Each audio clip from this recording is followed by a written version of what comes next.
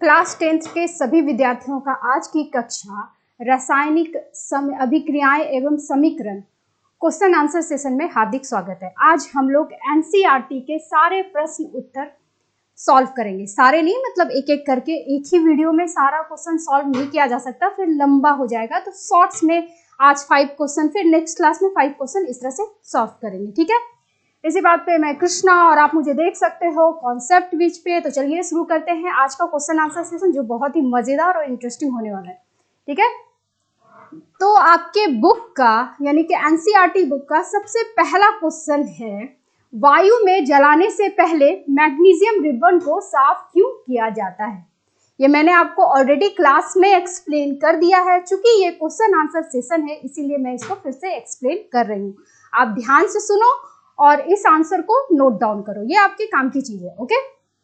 तो देखो, वायु में जलाने से पहले जब हम उस एक्सपेरिमेंट को परफॉर्म करते हैं, यानी कि ये क्रियाकलाप को जब हम करते हैं, तो मैग्नीशियम रिबन को हम जलाने से पहले साफ क्यों करते हैं। सिंपल सा आंसर है, हम साफ इसलिए करते हैं क्योंकि मैग्नीशियम जो है बहुत ही क्रियाशील धातु है। वो बैठ करके नहीं रहता, वो बैठे बैठे भी अपना काम करता रहता है। तो वो बैठे बैठे क्या करेगा, हवा में रिएक्ट, हवा से मतलब संपर्क में आकर के उससे अभिक्रिया करके क्या बना देता है, मैग्नीशियम ऑक्साइड बना देता है। जिसकी वजह से ये मैग्नीशियम ऑक्साइड जो मैग्नीशियम रिबन के ऊपर बनती है, वो एक तरह से प्रोटेक्टिव लेयर यानी कि रक्षक परत की तरह काम करता है। जिसकी वजह से जो आप एक्सपेरिमेंट करने जाओगे, यानी कि जो भी आप क्रियाकलाप करोगे, तो वो आपका ठीक से परफॉर्म नहीं होगा, मतलब ठीक से उसका रिजल्ट नहीं आएगा। तो जिसकी वजह से वो ठीक से जलेगा नहीं, ठीक से आपका रिजल्ट नहीं आएगा। इसीलिए हमको उस परत को साफ करना पड़ता है, ठीक है। तो साफ करने के बाद ही वो आपको वो चमकदार रोशनी देखने को मिलेगी और वो एक्सपेरिमेंट अच्छे से परफॉर्म होगा, ठीक है। तो इसको हम आंसर कैसे करेंगे, कि मैग्नीशियम रिबन को वायु में जलाने से पहले साफ किया जाता है ताकि उसकी सतह पर बनी मैग्नीशियम ऑक्साइड की परत हटाई जा सके, ठीक है। मैग्नीशियम वायु की ऑक्सीजन से अभिक्रिया करके मैग्नीशियम ऑक्साइड बनाता है। बिल्कुल ऐसा देखो, मैग्नीशियम और ऑक्सीजन, ऑक्सीजन जो हवा में ऑक्सीजन होती है उससे मैग्नीशियम रिएक्ट करके मैग्नीशियम ऑक्साइड बना देता है। ये मैग्नीशियम ऑक्साइड एक्चुअली रक्षक परत का काम करता है। ये तरह का काम करता है जो मैग्नीशियम धातु को ऑक्सीजन के बीच, मैग्नीशियम और ऑक्सीजन के बीच सीधे संपर्क होने नहीं देता। जब ये ऑलरेडी बन चुका क्रियाकलाप करके, मतलब अभिक्रिया करके, तो जब हम इसको एक्सपेरिमेंट करेंगे, जब हम इसको जलाएंगे, तो क्या करता है, रक्षक परत की तरह काम करता है। और ये मैग्नीशियम और ऑक्सीजन के बीच में क्या करता है, बैरियर का काम करता है, ठीक है। वो बीच में सीधे संपर्क को रोकती है। यही यदि यह इस परत को हटाया ना जाए तो मैग्नीशियम रिबन ठीक से नहीं जलेगा या अधूरा जलेगा, जिससे कम प्रकाश और कम ऊष्मा उत्पन्न होगी। तो हमको जो एक्सपेरिमेंट जो हम लोग करते हैं वो एक्चुअली देखने के लिए करते हैं कि एक्चुअली हमको क्या प्रोडक्ट, क्या उत्पाद मिल रहा है और उसको परफॉर्म करने के दौरान क्या क्या हुआ। तो जब ये ठीक से जलेगा नहीं या अधूरा जलेगा तो वो आपका प्रकाश जो है, जो तेज रोशनी वाली प्रकाश करती है, वो कम करेगी या ठीक से उसका रिजल्ट नहीं आएगा। इसीलिए मैग्नीशियम रिबन को जलाने से पहले हमको सैंड पेपर से उसको अच्छे से क्लीन कर लेना चाहिए ताकि उस पर जो भी परत हो वो हट जाए और जब हम उस एक्सपेरिमेंट को करें तो मैग्नीशियम इजीली जल सके। तो आप ये नोट डाउन कर लो, ठीक है, क्लियर है। और जब वो साफ हो जाएगी तब हम जब उसको जलाएंगे तो इजीली जलेगी, आसानी से जलेगी और वो तेज रोशनी आपको देखने को मिलेगी। और साथ में क्या रिजल्ट मिलेगा, मैग्नीशियम ऑक्साइड का बुरादा, यानी कि धूल आपको मिलेगा मैग्नीशियम ऑक्साइड का, ठीक है। नेक्स्ट क्वेश्चन पे चलें। अब दूसरा क्वेश्चन है आपका, निम्नलिखित रासायनिक अभिक्रियाओं के लिए संतुलित समीकरण लिखिए। मतलब आपको संतुलित समीकरण लिखना है, यानी कि बैलेंस्ड इक्वेशन लिखना है। तो क्वेश्चन है, हाइड्रोजन जब अभिक्रिया करेगा क्लोरीन से तो क्या बनाएगा, हाइड्रोक्लोराइड, HCl बनाएगा, हाइड्रोक्लोराइड, हाइड्रोजन क्लोराइड बनाएगा, ठीक है। तो इसको पहले आपको इस चीज को करने के लिए आपको सबका सिंबल याद होना चाहिए, सबका सूत्र याद होना चाहिए। हाइड्रोजन का क्या होता है, H होता है। क्लोरीन का क्या होता है, Cl होता है, ठीक है। बोल रहा है जब ये दोनों आपस में अभिक्रिया करेगा तो बनता है HCl, ठीक है, हाइड्रोजन क्लोराइड। अब इसमें एक खास बात है, देखो ये अब इसको आपको सिर्फ इतना लिख करके नहीं छोड़ना है, इसको क्या करना है, आपको संतुलित समीकरण बनाना है। इसको आपको संतुलित समीकरण बनाना, बस इतना सा ही आपको काम है। फॉर्मूला याद होना चाहिए और संतुलित समीकरण बनाना आना चाहिए, तो वो आपको हम ऑलरेडी क्लास में अच्छे से समझाया है। तो यहाँ पे आप बैलेंस कर लो। कैसे बैलेंस करोगे? जो भी आपके पास LHS और लेफ्ट हैंड में और राइट हैंड में जो भी है वो आप लिख लो, ठीक है। यानी कि ऐसे पहले जो जो धातु आपके पास है वो लिख लो। जैसे यहाँ पे दो ही चीज है तो मैंने दो ही चीज लिखा, हाइड्रोजन और क्लोरीन। फिर आपके पास जो LHS में है और जो RHS में है, ठीक है, दोनों लिख लो, ठीक है, दोनों साइड ऐसे लिख लो। अब देखो LHS में मतलब लेफ्ट हैंड साइड में आपका हाइड्रोजन कितना है? 2 है, ठीक है। राइट हैंड साइड में कितना है? 1 है, 1 है। आप देख लो यहाँ पे 1 है। तो इसको बैलेंस कैसे करेंगे? तो आपको ये हिट एंड ट्रायल मेथड से करना है, मतलब आपको तुक्का मार के करना है, कि अंदाजी मार के करना है कि क्या हम उधर डालें जो मेरा समीकरण बैलेंस हो जाए, यानी कि संतुलित हो जाए। तो जैसे यहाँ पे 2 हाइड्रोजन है तो इधर भी 2 हाइड्रोजन होना चाहिए। तो हम इसको क्या करेंगे? कभी भी यहाँ पे मल्टीप्लाई नहीं करेंगे, जब भी मल्टीप्लाई करेंगे यहाँ पे करेंगे, यहाँ पे नहीं लिखने का, वो गलत तरीका है, ठीक है। तो यहाँ पे 2 लिखे, तो आप देखो यहाँ पे 2 लिखने से क्या हुआ, यहाँ पे 2 लिखने से क्या हुआ कि सॉरी ये भी Cl2 छूट गया था, क्लोरीन का ये होता है Cl2। तो यहाँ पे 2 लिखने से क्या हुआ कि आपका दोनों साइड मतलब देखो हाइड्रोजन इधर भी 2 है, इधर भी 2 हो गया। कैसे 2 हो गया? यहाँ पे 2 किए तो 2 into 1, यहाँ पे कुछ नहीं है तो मतलब 1 है, 2 into 1 क्या हो गया? 2 हो गया। तो अब हाइड्रोजन बैलेंस हो गया। अब क्लोरीन कितना है? 2 है, क्लोरीन भी 2 है, तो 2 है तो यहाँ पे फिर क्लोरीन भी 2 से यहाँ पे 1 हुआ, 2 into 1 2, यानी कि दोनों साइड ये बैलेंस हो गया। ये ऑलरेडी हम आपको क्लास में अच्छे से समझाए हैं। आप उसको अगर मेरा वीडियो नहीं देखे हो तो जा करके देख लो, वो अच्छे से समझ में आएगा, क्योंकि वहां पे हम बहुत अच्छे से आपको इस चीज को एक्सप्लेन किए हैं कि कोई भी इक्वेशन को कैसे संतुलित किया जाता है, ठीक है।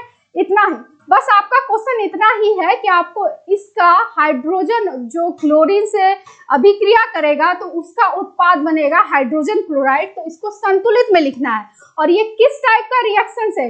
ये ना तो हीट से परफॉर्म होगा, ना ही कोई कैटलिस्ट से परफॉर्म होगा। ये किससे होगा? सनलाइट, यानी कि रोशनी से परफॉर्म होगा। ये बिना रोशनी के काम नहीं करेगा। हाइड्रोजन और क्लोरीन रोशनी के प्रभाव में, यानी कि सनलाइट के प्रेजेंस में बहुत ज्यादा रिएक्टिव होता है, वो बहुत जल्दी अभिक्रिया करता है, बहुत ही एक्सप्लोजन टाइप का होता है। ये बहुत ज्यादा मात्रा में हीट प्रोड्यूस करता है, बहुत ही ज्यादा ऊष्मा प्रोड्यूस करता है, इसीलिए ये एक्सोथर्मिक रिएक्शन भी है।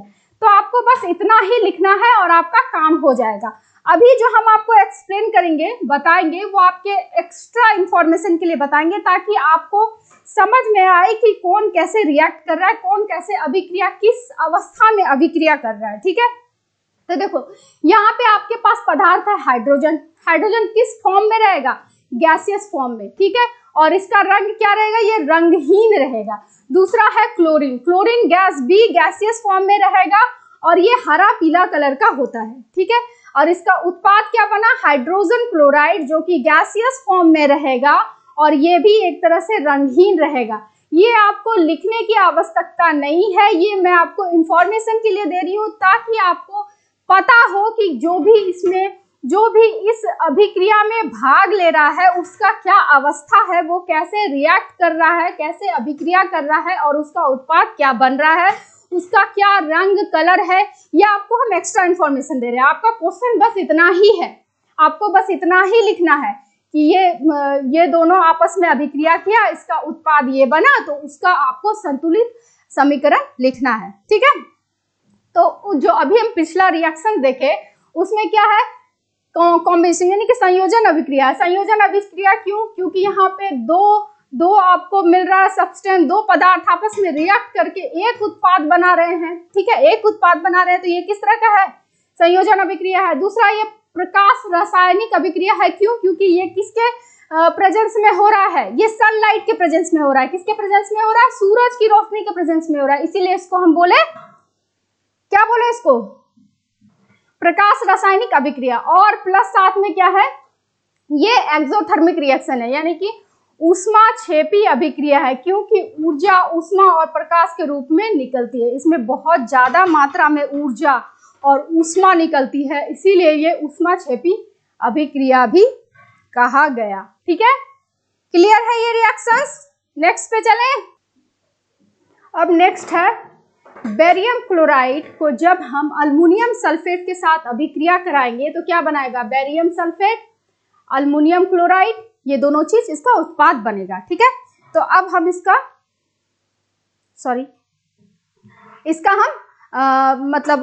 हम इक्वेशन लिखेंगे और फिर उसको क्या करेंगे, हमको संतुलित समीकरण उसका लिखना है। पहले समीकरण लिखेंगे और संतुलित समीकरण उसको बनाएंगे। ठीक है, तो समीकरण लिखने के लिए आपको हर चीज का आपको सूत्र पता होना चाहिए। जैसे कि बेरियम क्लोराइड होता है BaCl2, यहाँ पे ऑलरेडी लिखा हुआ है तो आप देख लो। ठीक है, अल्युमिनियम सल्फेट होता है Al2SO4 होल थ्राइस। ये सूत्र आपको याद रखना पड़ेगा, तभी आप इसको कर पाओगे अच्छे से, नहीं तो फिर जब आपको सूत्र ही याद नहीं होगा तो आप उसको लिख ही नहीं पाओगे, तो आंसर तो गया आपका। ठीक है, तो इससे उत्पाद क्या बनेगा, बेरियम सल्फेट जिसका सूत्र होता है BaSO4, और क्या बनेगा, अल्युमिनियम क्लोराइड जिसका सूत्र होता है AlCl3। तो अब आपका क्वेश्चन क्या है, आपसे प्रश्न क्या पूछ रहा है कि आपको इसको संतुलित करना है। तो क्या ये संतुलित है, नहीं। और आपको संतुलित कैसे करना है, तो आप इसको देखो, एक बार फिर से बताते हैं। जब आपको ये आपका संतुलित है कि नहीं है, पहले आप उसको चेक कर लो। तो जो भी आपके पास धातु दिया हुआ है वो आप लिख लो। संतुलित करने के लिए जो भी आपके पास धातु दिया गया है उसको लिख लो। जैसे क्या क्या है आपके पास धातु में, बेरियम है, क्लोरीन है, ठीक है, अल्युमिनियम है, सल्फर है और ऑक्सीजन है। ठीक है, इतने चीज हैं आपके पास। तो पहले धातु लिख लिए, उसके बाद आपको लेफ्ट हैंड साइड और राइट हैंड साइड में जो जो है वो आपको लिख लेना है। ठीक है, जैसे कि अब इसमें इस इक्वेशन को अच्छे से देखो। ठीक है, और इसमें आप देख के बताओ कि कितना नंबर क्या क्या है। जैसे बेरियम लेफ्ट साइड में कितना है, 1 है। देखो इधर और इधर देखते हैं, यहाँ पे कुछ नहीं है, यहाँ पे कुछ नहीं है, तो मतलब 1 है, तो 1 लिख दो।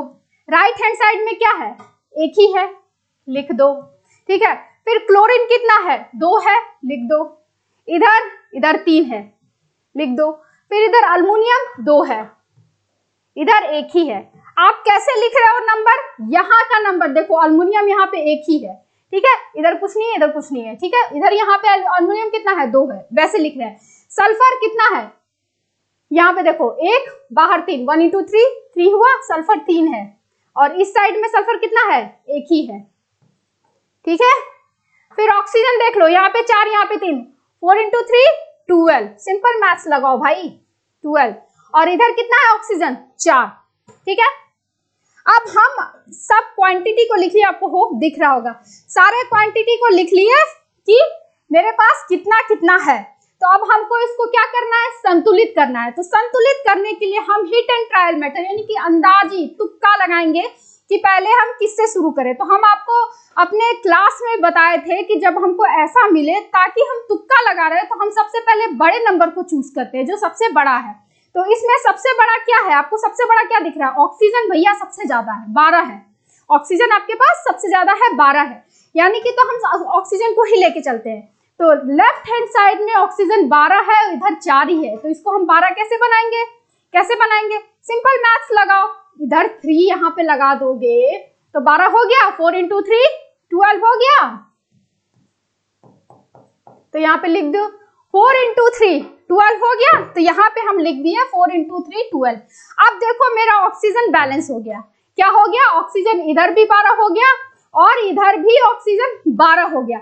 लेकिन यहाँ 3 लगाने से आपके पास प्रॉफिट तो हुआ लेकिन घाटा भी हुआ, क्योंकि और भी तो धातु है वहां पे जिसकी क्वांटिटी बढ़ गई।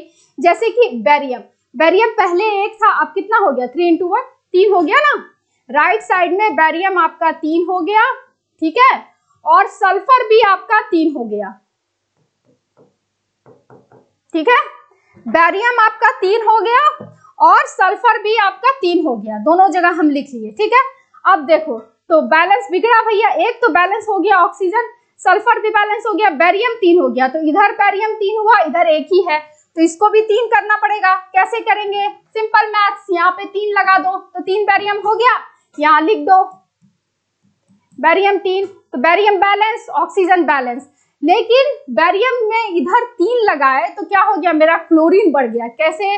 3 × 2 6, यहाँ पे लिख दो 6 क्लोरीन हो गया। अब देखो इधर 6 क्लोरीन, इधर कितना, 3 ही क्लोरीन, तो हमको इधर भी तो 6 करना पड़ेगा। तो कैसे करेंगे, यहाँ पे 2 मल्टीप्लाई कर दो, ठीक है। यहाँ 2 मल्टीप्लाई करोगे तो क्या होगा, क्लोरीन 6 हो जाएगा। 2 × 3 इधर भी कर दो भैया, 6 हो गया क्लोरीन, क्लोरीन 6 हो गया। अल्युमिनियम कितना हुआ, अब यहाँ पे 2 लगाने से अल्युमिनियम ऑलरेडी बैलेंस हो गया 2, ठीक है। अब देखो सब बैलेंस है आपका, ध्यान से देख लो, बैरियम 3 3, ठीक है, क्लोरीन 6 6, अल्युमिनियम भी 2 हो गया, सल्फर भी 3 हो गया, ऑक्सीजन भी 4 हो गया। दोनों तरफ आपको संतुलित इक्वेशन यानी कि संतुलित समीकरण मिल गया। तो यही आपको लिखना है, ठीक है। ये आप लिखे, सूत्र आपको पता होना चाहिए, सूत्र से आप ये लिखे, अपना चेक कर लिए, इस तरह से टेबल बना करके चेक कर लिए कि आपका समीकरण संतुलित है या नहीं है।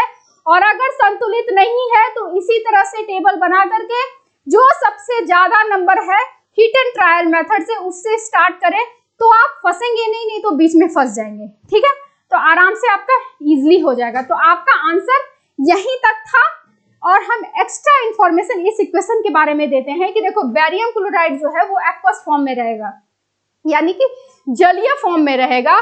अल्युमिनियम सल्फेट भी एक्वस फॉर्म में रहेगा। बेरियम सल्फेट जो आपका उत्पाद मिलेगा वो ठोस में रहेगा, और फिर अल्युमिनियम क्लोराइड भी आपका ठोस में रहेगा। ये आपका एक्स्ट्रा इंफॉर्मेशन है। देखो बेरियम क्लोराइड जलीय विलयन रहेगा, अल्युमिनियम ये रंगहीन विलयन होता है। अल्युमिनियम सल्फेट जलीय विलयन रहेगा, यह रंगहीन विलयन होता है। फिर बेरियम सल्फेट ठोस फॉर्म में रहेगा, ये सब सफेद अवक्षेप होता है, जिसको हम इंग्लिश में प्रेसिपिटेट कहते हैं। वो अघुलनशील होता है, इसीलिए वो आपको सफेद अवक्षेप के रूप में देखने को मिलेगा। अल्युमिनियम क्लोराइड जलीय विलयन रहेगा, ये भी रंगहीन विलयन होता है, ठीक है। रिएक्शन टाइप यानी कि अभिक्रिया का किस प्रकार का है, पहला है ये डबल डिस्प्लेसमेंट रिएक्शन है, क्योंकि एक दूसरे के आयंस को रिप्लेस करके एक दूसरे में फिट हो रहा है, तो ये डबल डिस्प्लेसमेंट, दो यौगिक के आयंस आपस में स्थान बदलकर दो नए उत्पाद बनाते हैं, इसीलिए ये क्या है, डबल डिस्प्लेसमेंट रिएक्शन है। और ये अवक्षेपण अभिक्रिया है, क्योंकि बेरियम सल्फेट एक अघुलनशील लवण है जो विलयन से अवक्षेप के रूप में बाहर आ जाता है, ठीक है।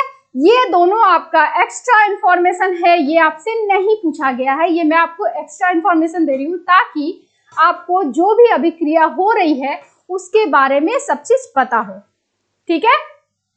तो जनरली आपको इतना दूर तक ही लिखना है, पहले ये आपको समीकरण लिखना है, फिर उसको संतुलित करना है। तो आपसे यही पूछ रहा है, संतुलित समीकरण, ठीक है। नेक्स्ट चले, नेक्स्ट है आपका तीसरा क्वेश्चन है, सोडियम जब जल से अभिक्रिया करता है तो बनाता है सोडियम हाइड्रोक्साइड और हाइड्रोजन। तो इसका आप रासायनिक सूत्र मतलब लिखना है और उसका फिर संतुलित समीकरण लिखना है। तो पहले रासायनिक समीकरण लिख लीजिए, और उसके लिए लिखने के लिए आपको सूत्र पता होना चाहिए। तो सोडियम का क्या होता है, Na, जल का क्या होता है, H2O, ठीक है। और जब ये दोनों अभिक्रिया करेगा तो क्या बनाएगा, NaOH यानी कि सोडियम हाइड्रोक्साइड, और साथ में क्या रिलीज करेगा, हाइड्रोजन रिलीज करेगा। तो जब ये एक्सपेरिमेंट आप परफॉर्म करोगे तो पहले इसका आप जो आपसे प्रश्न पूछ रहा है उसका उत्तर दे लो। तो आपको उसको संतुलित करना है। संतुलित कैसे करेंगे, उसी तरह से टेबल बना लेंगे। मैं आपको बस ऐसे ही बता देती हूँ, आपको जो प्रोसेस फॉलो करना है वो टेबल बना करके अगर आप करोगे तो आप फंसोगे नहीं, कोई भी समीकरण को संतुलन करने में फंसोगे नहीं। और बिना टेबल के बनाओगे तो आप फंस जाओगे, फिर तो घिचपिच हो जाएगा। इसीलिए आप हमेशा टेबल रफ में जरूर बना लेना और तब उसको संतुलित करना है, ठीक है। तो अब यहाँ पे हम दोनों साइड देख लेते हैं, सोडियम सोडियम एक एक है, चलो बैलेंस है। हाइड्रोजन लेफ्ट साइड में 2 है और राइट साइड में 3 हाइड्रोजन है। कैसे कैसे, 1 यहाँ पे 2 और यहाँ पे 1, 3 है। तो जब चलो तब सबसे पहले हम हाइड्रोजन, ऑक्सीजन, हाँ हाइड्रोजन 3 है। तो चलो कहीं से भी बैलेंस शुरू करते हैं, ठीक है। हाइड्रोजन 3 है ना भाई, हाँ 3 है। तो अब सबसे पहले तो जो हम बोले थे कि सबसे बड़ा वाला नंबर जो आपको दिखे उससे शुरू करना सॉरी, सबसे बड़ा नंबर जो दिखे उससे शुरू करना, ठीक है। तो सबसे ज्यादा आपको क्वांटिटी में क्या दिख रहा है, 3 ही दिख रहा है ना, 3 दिख रहा है। तो अब 3 तो नहीं कर सकते, आप ऐसा करो कि बैलेंस करने के लिए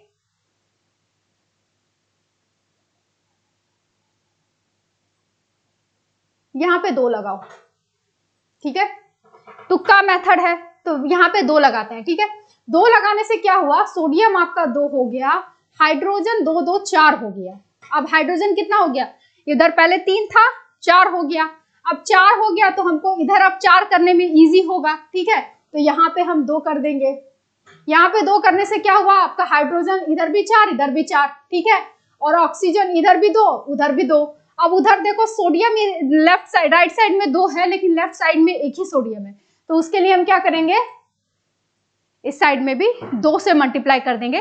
सिंपल मैथ्स का कैलकुलेशन है, 2 मल्टीप्लाई करेंगे तो अब देखो सब चीज बैलेंस है, ठीक है, सब चीज बैलेंस है। तो यही समीकरण आपको लिखना है, संतुलित समीकरण लिखना है, तो वो आप रफ वर्क में कर लेना जो हम आपको यहाँ पे दिखाए। अब इसके बारे में एक्स्ट्रा नॉलेज जान लो कि सोडियम किस अवस्था में रिएक्ट करता है, ठोस अवस्था में। ये मुलायम और चांदी जैसा सफेद होता है, ठीक है। सोडियम कैसा होता है, मुलायम और चांदी जैसा सफेद होता है। जल जो है एक द्रव्य फॉर्म में रिएक्ट करता है और ये रंगहीन द्रव होता है। सोडियम हाइड्रोक्साइड जलीय विलयन होता है, एक्वस फॉर्म में ये रंगहीन विलयन होता है, और जो आपका प्रोडक्ट बन रहा है हाइड्रोजन, ये गैसियस रंगहीन गंधहीन गैस होता है, ठीक है।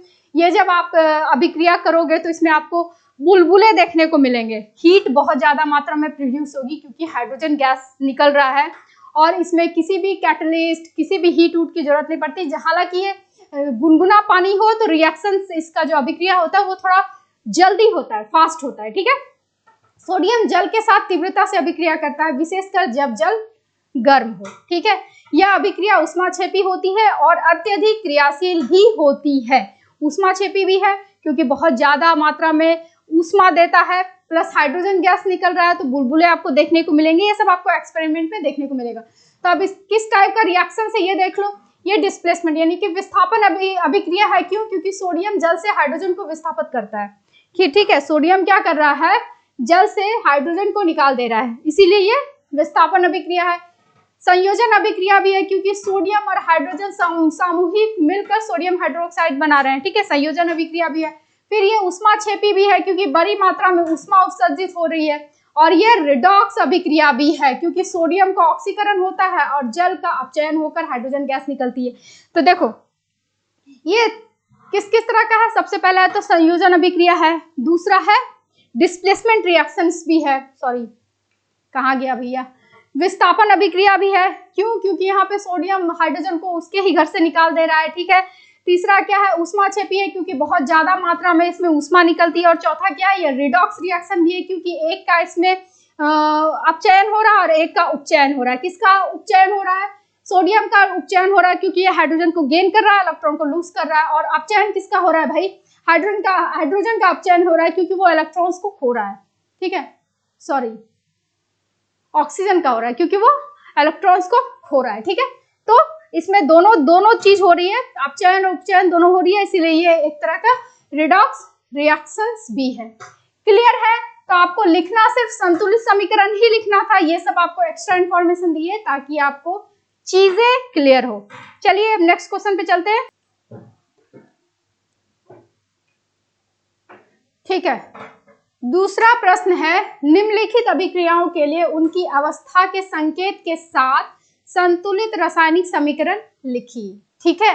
अभी आपको सिर्फ बोल रहा था कि सिर्फ संतुलित समीकरण लिखना है, लेकिन अब उसको बोल रहा है कि उसके संकेतों के साथ, यानी कि किस अवस्था में वो दूसरे धातु के साथ अभिक्रिया कर रहा है वो भी आपको लिखना है, प्लस संतुलित समीकरण भी होना चाहिए। तो सबके लिए आपको सूत्र याद होने चाहिए। पहला है, जल में बेरियम क्लोराइड तथा सोडियम सल्फेट के विलयन अभिक्रिया करके सोडियम क्लोराइड का विलयन तथा अघुलनशील बेरियम सल्फेट का अपचय बनाते हैं। ये रिएक्शंस, ये अभिक्रिया आप अच्छे से क्लास में पढ़े हैं, जो हम आपको डिटेल से फिगर के साथ एक्सप्लेन किए थे, ठीक है। तो बेरियम क्लोराइड का फॉर्मूला क्या होता है, BaCl2, ठीक है। सोडियम सल्फेट का Na2SO4, ये सूत्र आपको याद रखना पड़ेगा तभी आप इसको लिख पाओगे। फिर बेरियम सल्फेट क्या है, BaSO4, ठीक है, और सोडियम क्लोराइड क्या है, NaCl। तो अब इसमें आपको क्या बोल रहा है, दो चीज पूछ रहा है, पहला तो ये संतुलित होना चाहिए, और दूसरा उसके जो संकेत हैं, किस अवस्था में वो दूसरे धातु के साथ अभिक्रिया कर रहा है वो भी आपको बताना है, ठीक है। तो पहले इसका हम अवस्था लिख लेते हैं। बेरियम क्लोराइड जो है वो एक्वस फॉर्म में रहेगा, यानी कि जलीय विलयन में रहेगा, जो रंगहीन विलयन है। तो उसके लिए नोटेशन क्या होता है, AQ। ये भी आपको हम विस्तार से बताए हैं क्लास में, तो अगर आप नहीं देखे हो तो क्लास की वीडियो देख लो, यहाँ पे मैं शॉर्टकट में बताऊंगी, उतना डिटेल्स बताने की तो लंबा वीडियो चला जाएगा। ठीक है, बेरियम क्लोराइड का एक्वस फॉर्म में होता है, उसको हम AQ से लिखते हैं। सोडियम सल्फेट एक्वस फॉर्म में होता है, इसको भी AQ से लिखते हैं। ये भी एक रंगहीन विलयन है। बेरियम सल्फेट सॉलिड फॉर्म में, यानी कि ठोस अवस्था में रहेगा, उसको S से लिखते हैं। ये सफेद अवच्छेद और घुलनशील रहता है।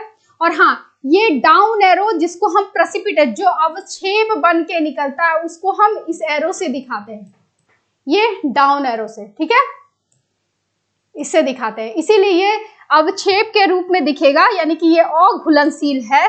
जब ये अभिक्रिया होगा तो ये अघुलनशील है बेरियम सल्फेट, इसीलिए अवक्षेप के रूप में बनेगा, इसलिए इसको डाउन में करके दिखाए। ठीक है, अब फिर सोडियम क्लोराइड, ये एक्वस फॉर्म में रहेगा, ये भी रंगहीन विलयन है। ठीक है, अब इसका बैलेंस फॉर्म देख लो। ठीक है, इसका बैलेंस फॉर्म देख लो। तो बैलेंस करने के लिए हम क्या बताए थे आपको कि पहले आपको लिख लेना चाहिए, कोई भी चीज आप संतुलित करोगे तो आपको पहले लिख लेना चाहिए कि आपके पास क्या क्या है और कितनी मात्रा में है। उसके बाद उसको आप संतुलित करोगे तो आप उसको इजिली कर पाओगे और आप फंसोगे नहीं। और ऐसे जैसे हम लोग अभी क्लास में आपको बता रहे हैं वैसे करोगे तो फंस जाओगे। चूंकि हम लोग इसके लिए एक्सपीरियंस्ड है तो हम लोग नहीं फंसेंगे, लेकिन आप लोग फंस जाओगे। कभी कभी हम लोग भी फंस जाते हैं, ऐसा नहीं है। ठीक है, तो चलो पहले लिख ले क्या क्या है आपके पास। बेरियम है, क्लोरीन है, सोडियम है, सल्फर है, ऑक्सीजन है, इतने चीज है। और कुछ है? नहीं है। कुछ है क्या? नहीं है भाई, छूटा नहीं। ठीक है, LHS, RHS जो आपके पास राइट साइड में, लेफ्ट साइड में है जो, वो लिख लो। ठीक है, अब इसमें देखो बेरियम लेफ्ट साइड में एक है, राइट साइड में भी एक है। क्लोरीन लेफ्ट साइड में 2 है, राइट साइड में 1 है। सोडियम लेफ्ट साइड में 2 है, राइट साइड में 1 है। फिर क्या बचा? सल्फर लेफ्ट साइड में 1 है, राइट साइड में भी 1 है। ऑक्सीजन लेफ्ट साइड में 4 है, राइट साइड में भी 4 है। भैया ये बैलेंस तो दिख रहा है? नहीं, बैलेंस नहीं दिख रहा है, क्योंकि क्लोरीन भी नहीं, सोडियम भी नहीं, ऑक्सीजन तो बैलेंस। देखो ऑक्सीजन ऑलरेडी बैलेंस्ड है तो उसको छेड़छाड़ नहीं करेंगे। हम बोले थे कि जो सबसे ज्यादा नंबर है उसी से शुरू करेंगे, लेकिन ऑक्सीजन सबसे ज्यादा है लेकिन वो ऑलरेडी बैलेंस है तो उसको छेड़छाड़ क्यों करें, अभी नहीं करेंगे। ठीक है, तो आप क्लोरीन या सोडियम किसी को भी लेके चलो। ठीक है, क्लोरीन या सोडियम किसी को भी लेके चलो। तो चलो सोडियम इधर, क्लोरीन इधर 2 है, इसी को लेके चलते हैं। ठीक है, क्लोरीन लेफ्ट साइड में 2 है और राइट साइड में 1 ही है, तो उसको 2 बनाने के लिए क्या करेंगे भैया, यार 2 से मल्टीप्लाई कर दो। तो अब क्या हुआ, क्लोरीन 2 हो गया, और यहाँ पे 2 मल्टीप्लाई करने से हमको लगता है क्लोरीन के साथ साथ सोडियम भी 2 हो गया। तो ये तो बड़ा सिंपल था। अब देखो सब चीज बैलेंस्ड है, सब चीज बैलेंस्ड है। बेरियम भी दोनों साइड 1, क्लोरीन दोनों साइड 2, सोडियम दोनों साइड 2, सल्फर दोनों साइड 1, ऑक्सीजन दोनों साइड 4, यानी कि आपका सिर्फ 1 2 लगाने से दोनों साइड का इक्वेशन बैलेंस्ड हो गया। तो क्लियर है, दोनों साइड का इक्वेशन बैलेंस्ड हो गया। ठीक है, क्लियर है, बस आपको इतना ही करना था, संतुलित करना था, समीकरण को संतुलित करना था, और उसके जो भी सूत्र के साथ जो भी वो जिस अवस्था में अभिक्रिया कर रहा है वो लिखना था। तो ये एक्चुअली कंप्लीट आपको ये लिखना था। ठीक है, ये आपका एक्स्ट्रा इंफॉर्मेशन है और इसके बारे में भी थोड़ा बहुत जान लो। ठीक है, कि ये किस प्रकार का अभिक्रिया है। पहला तो है ये डबल डिस्प्लेसमेंट रिएक्शन, क्योंकि 2 यौगिक के बीच आयनों का आदान प्रदान होता है। ये किस टाइप का है? डबल डिस्प्लेसमेंट है, यानी कि दो यौगिक के बीच में आपस में आयंस का आदान प्रदान। यानी कि बेरियम क्लोराइड से क्या बना, बेरियम सल्फेट, यानी कि वो दोनों एक्सचेंज किए ना भैया, ये दोनों बने और ये दोनों बने, तो दोनों एक्सचेंज किए ना, तो डबल डिस्प्लेसमेंट हुआ। ठीक है, दूसरा ये किस टाइप का है? अवक्षेपण अभिक्रिया है।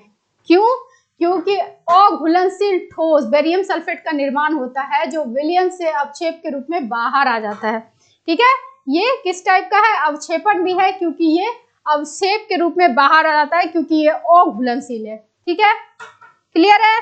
नेक्स्ट चले, दूसरा है सोडियम हाइड्रोक्साइड का विलयन जल में हाइड्रोजन आयन के विलयन से अभिक्रिया करके सोडियम क्लोराइड का विलयन तथा जल बनाते हैं। ठीक है, तो सबका आपको सूत्र पता होना चाहिए। सोडियम हाइड्रोक्साइड NaOH, ठीक है, किसके साथ?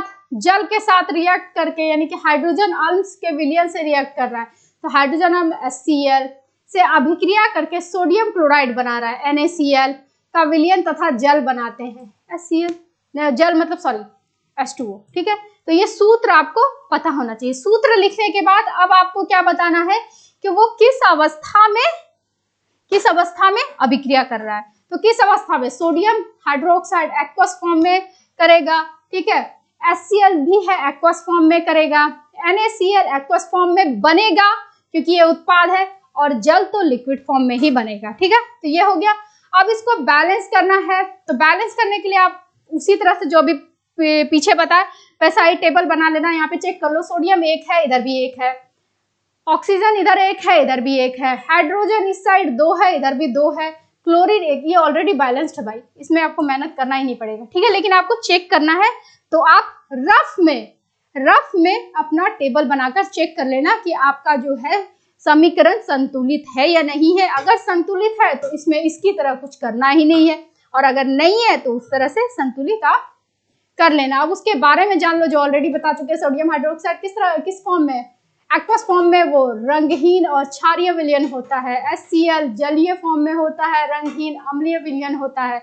जो उत्पाद बनाया सोडियम क्लोराइड वो भी एक्वस फॉर्म में होगा, रंगहीन तथा न्यूट्रल और विलयन होगा, न्यूट्रल फॉर्म में होगा, मतलब ना वो यानी कि आपका अम्लीय होगा और ना क्षारीय होगा। जल द्रव्य है, ये भी तटस्थ द्रव्य होगा, मतलब ये भी न्यूट्रल फॉर्म में होगा। और किस टाइप का रिएक्शन है वो भैया? डबल डिस्प्लेसमेंट, क्योंकि दोनों के बीच में आयंस का एक्सचेंज हो रहा है और साथ में ऊष्माक्षेपी, बहुत ज्यादा मात्रा में ऊष्मा वो निकालेगा। ये रिएक्शन जो है बहुत ज्यादा मात्रा में ऊष्मा निकालती है, इसलिए ऊष्माक्षेपी भी है। और डबल डिस्प्लेसमेंट है क्योंकि आयंस का एक्सचेंज हो रहा है, आप देख लो, ठीक है। आयन का क्या हो रहा है? एक्सचेंज हो रहा है, अदला बदली हो रहा है, इसलिए डबल डिस्प्लेसमेंट रिएक्शंस भी है, ठीक है। अब चले दूसरे प्रश्न पे। तो अब आपका चौथा प्रश्न है, किसी पदार्थ X के विलयन का उपयोग सफेदी करने के लिए होती है। वो ऐसी कौन सी पदार्थ है, वो X का नाम आपको बताना है जिसका विलयन जो है सफेदी करने के लिए काम आती है। तो पदार्थ X का नाम तथा सूत्र आपको लिखना है, ठीक है। तो सफेदी के लिए जिस पदार्थ का उपयोग होता है वह है कैल्शियम ऑक्साइड। ये इसका नाम कैल्शियम ऑक्साइड और सूत्र क्या हुआ? कैल्शियम ऑक्साइड का CaO, इसको हम क्विक लाइन भी कहते हैं, ठीक है। फिर दूसरा क्वेश्चन है, ऊपर पहले में लिखे पदार्थ X की जल के साथ अभिक्रिया लिखे, मतलब वो जो पदार्थ अभी हम लोग लिखे कैल्शियम ऑक्साइड, उसका जल के साथ आपको अभिक्रिया लिखना है। तो जब हम उसको जल के साथ अभिक्रिया कराते हैं, जो कैल्शियम ऑक्साइड ठोस के रूप में होता है, जल के रूप में लिक्विड के फॉर्म में होता है, वो क्या बनाएगा? कैल्शियम हाइड्रोक्साइड जो एक्वस फॉर्म में होगा और साथ में बहुत ज्यादा ऊष्मा जनरेट करेगा। क्या जनरेट करेगा? ऊष्मा जनरेट करेगा बहुत ज्यादा मात्रा में। तो आपको बस इतना ही लिखना था, ये मैं आपको एक्स्ट्रा बता रही हूँ कि यह एक ऊष्माक्षेपी अभिक्रिया है क्योंकि बहुत ज्यादा मात्रा में इसमें ऊष्मा निकलती है। उत्पन्न ऊष्मा के कारण जल उबलने या चटकने लगता है। जब आप डाले होगे कैल्शियम ऑक्साइड को पानी में तो आप देखोगे कि सिजलिंग साउंड करता है, मतलब चटकने वाली आवाज करती है। तो वो बहुत ज्यादा हीट, बहुत ज्यादा ऊष्मा होती है, इसीलिए वो चटकने की आवाज करने लगती है। उत्पाद कैल्शियम हाइड्रोक्साइड पानी में कम घुलनशील होता है, जिससे एक दूधिया सफेद निलंबन बनता है, जिसे हम चूने का पानी कहते हैं। देखो एक्चुअली ये आधा सच है, अगर पूरा सच जानो ना तो देखो चूने का पानी यूज नहीं होता। ये जो जब हम इसको जल में डालते हैं तो जल में जब कैल्शियम ऑक्साइड को हम जल के साथ अभिक्रिया कराते हैं तो वो कैल्शियम हाइड्रोक्साइड जो बनाता है ना, तो वो पूरी तरह से नहीं घुलता है और घुलनशील होता है। वो पूरी तरह से जो नहीं घुलता है उसको हम एक दूधिया सफेद निलंबन कहते हैं।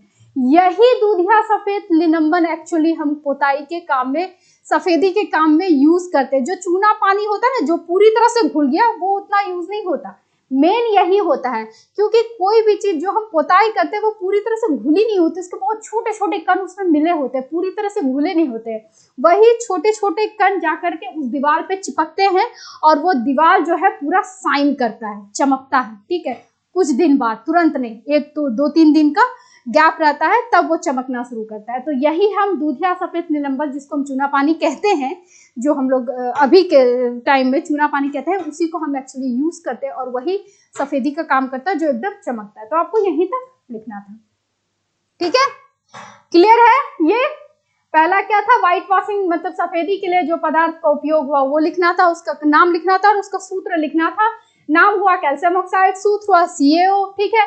अब बोला कि उसी X को जब हम जल के साथ अभिक्रिया कराएंगे तो उसका मतलब जो भी मेरा अभिक्रिया है वो हमको लिखना है, ठीक है। तो कैल्शियम ऑक्साइड को जब हम जल के साथ रिएक्ट कराएंगे यानी कि अभिक्रिया कराएंगे तो वो कैल्शियम हाइड्रोक्साइड बनाता है और साथ में बहुत ज्यादा ऊष्मा जनरेट होती है। इसीलिए जब आप इसको पानी में, जब रियल लाइफ में आप देखोगे व्हाइट वॉशिंग करते हुए, तो जब उसको करने से पहले पानी में डाला जाता है तो पानी में उसमें आपको सिजलिंग साउंड सुनाई देती है, यानी कि चटकने की आवाज सुनाई देती है। वो इसीलिए क्योंकि बहुत ज्यादा हीट, बहुत ज्यादा ऊष्मा जनरेट होती है, जिसकी वजह से वो आपको साउंड सुनाई देती है। और वही जो है वो पूरी तरह से घुलता नहीं है, इसलिए वो दूधिया सफेद निलंबन होता है, जिसको हम पोताई करते हैं, जिसकी वजह से ये आपकी दीवार यानी कि सफेदी की वजह से इतनी चमकदार दिखती है, ठीक है। चलिए नेक्स्ट क्वेश्चन। अगला प्रश्न है आपका, आपके बुक में क्रियाकलाप 1.7 में, जो आपके बुक में क्रियाकलाप 1.7 में, उसमें एक परख नली में एकत्रित गैस की मात्रा दूसरी से दुगनी क्यों है। ये आपका क्रियाकलाप है 1.7 का, उसी से बेस पे ये क्वेश्चन है, जो आपको हम ऑलरेडी क्लास में बहुत अच्छे से विस्तार से बताए हैं। यहाँ पे बस शॉर्टकट में जान लो आंसर जानने के लिए, और अगर आपको इसको डिटेल से जाना है, यानी कि विस्तार से जाना है, तो आप उस क्लास में जा करके उस वीडियो को देखो जिसमें हम ये आपको विस्तार से बताएं, ठीक है। और उस गैस का नाम भी बताइए जो दुगनी मात्रा से जमा हो रही है, ठीक है। तो इसमें ये आपका इमेज है, जो हम आपको बताए थे कि एक मग ले लो, उसमें छेद कर लो, उसमें ये दो मतलब रॉड डाल दो, कार्बन रॉड, उसमें फिर एक रबर बैंड डाल दो ताकि वो कार्बन रॉड में छेद ना हो, आराम से वो अच्छे से जकड़ ले। दो परख नली डाल दो ऐसे, फिर उसमें पानी डाल दो, पानी इतना कि ये दोनों रॉड आपका ये जो है कार्बन रॉड अच्छे से डूब जाना चाहिए, और ये दो ट्यूब ऐसे आपको वैकेंट करके डालना है, मतलब उसमें कुछ होना नहीं चाहिए, ठीक है। फिर इसको वायर से कनेक्ट कर दो, एक छोटी सी 6 वोल्ट की बैटरी ले लो, क्योंकि 6 वोल्ट की बैटरी इस एक्सपेरिमेंट को परफॉर्म करने के लिए सफिशिएंट है। और इसको फिर आप एनोड और कैथोड से जोड़ लो, यानी कि ऋणात्मक और धनात्मक से अपना जोड़ के एक सर्किट बना लो। सर्किट बनाने के बाद जब आप इसमें इलेक्ट्रिसिटी यानी कि बिजली पास कराओगे तो आप देखोगे कि ये पानी जो है वो टूटता है, और उसमें क्या होता है कि एक परख नली में दुगनी अवस्था में गैस जमा हो रही है और दूसरे परख नली के कंपेयर में, ठीक है। वही पूछ रहा है कि दुगनी अवस्था में यानी कि दुगना वो क्यों जमा हो रहा है, ठीक है। तो वो इसलिए क्योंकि वाटर का यानी कि जल का सूत्र होता है H2O, जल का सूत्र होता है H2O, ठीक है। तो जब H2O यानी कि आपका सूत्र ही है, तो यहाँ पे क्या हो रहा है कि 2 हाइड्रोजन परमाणु है, 2 हाइड्रोजन परमाणु और 1 ऑक्सीजन परमाणु, तो इसीलिए जो है ना दूसरे वाला परख नली में आपको दुगना मात्रा में वो जमा हो रहा है गैस, क्योंकि हाइड्रोजन दो अथी में है, 2 अमाउंट में है, ठीक है। और ऑक्सीजन एक ही परमाणु है, हाइड्रोजन 2 अमाउंट में है। तो जब हम इलेक्ट्रिसिटी पास कराएंगे H2O में, क्योंकि लिक्विड अवस्था में है, जब हम इलेक्ट्रिसिटी पास कराएंगे तो ये क्या होगा, 2 हाइड्रोजन गैस निकालेगा, 1 ऑक्सीजन गैस निकालेगा, ठीक है। इसीलिए इसका अर्थ है प्रत्येक 1 आयतन ऑक्सीजन गैस के लिए 2 आयतन हाइड्रोजन गैस उत्पन्न होती है, यानी कि हर 1 ऑक्सीजन आयतन गैस के लिए आपकी 2 हाइड्रोजन गैस उत्पन्न हो रही है, क्योंकि फॉर्मूला ही यही है, सूत्र ही यही है, ठीक है। एक परख नली में एकत्रित गैस की मात्रा दोगुनी होती है क्योंकि वो हाइड्रोजन गैस होती है, तो जिसमें हाइड्रोजन गैस जमा हो रही है वो दुगनी होगी, क्योंकि हाइड्रोजन गैस 2 मात्रा में जमा हो रही है और ऑक्सीजन एक ऑक्सीजन करने के लिए 2 हाइड्रोजन जमा हो रही है, ठीक है, ठीक है। तो विद्युत जो जल के विद्युत अपघटनों में ऑक्सीजन की तुलना में दोगुनी मात्रा में बनती है, ठीक है। तो उस गैस का नाम पूछ रहा है जो दुगनी मात्रा में जमा हो रही है, वो क्या है, हाइड्रोजन गैस। और ये किसमें, कैथोड यानी कि ऋणात्मक पर एक्रिएट होती है, इसकी मात्रा दोगुनी होती है। ठीक है, ये कैथोड पे जमा हो रहा है, यानी कि ऋणात्मक में हो रहा है, धनात्मक में ऑक्सीजन हो रही है। ठीक है, क्लियर है? क्यों हो रही है दुगनी मात्रा में? क्योंकि उसका सूत्र ही है H2O। तो इसका मतलब ये है कि यहाँ पे 2 आयतन हाइड्रोजन गैस, यानी कि 1 आयतन ऑक्सीजन गैस के लिए 2 आयतन हाइड्रोजन गैस उत्पन्न हो रही है, जिसकी वजह से एक परख नली में आपको दुगनी मात्रा में गैस जमा होती हुई दिख रही है, जो कि ऋणात्मक वाले में हो रही है। ठीक है, कैथोड में हो रही है। ठीक है, क्लियर है ये क्वेश्चन? ठीक है, जो आपसे पूछा गया वो क्वेश्चन क्लियर है? ठीक है, तो आज का क्लास यही समाप्त होता है। आज मैंने आपको 5 ही क्वेश्चंस बताए, नेक्स्ट क्लास में फिर से 5 क्वेश्चंस एक्सप्लेन करेंगे। 5 क्वेश्चन इसलिए ताकि आपकी वीडियो की लेंथ ज्यादा ना हो और बोर भी फील ना हो। ऐसा होता है ना कि एक ही वीडियो देख देख के बोर हो गए, अब नया वीडियो देखना है, इसीलिए तो 5 क्वेश्चंस आप अच्छे से देख लेना। नेक्स्ट 5 क्वेश्चन नेक्स्ट क्लास में। तब तक के लिए बाय बाय, थैंक यू। अगर आपको हमारी वीडियो पसंद आए तो प्लीज आप इसे लाइक कर देना, शेयर करना और सब्सक्राइब करना बिल्कुल ना भूलना।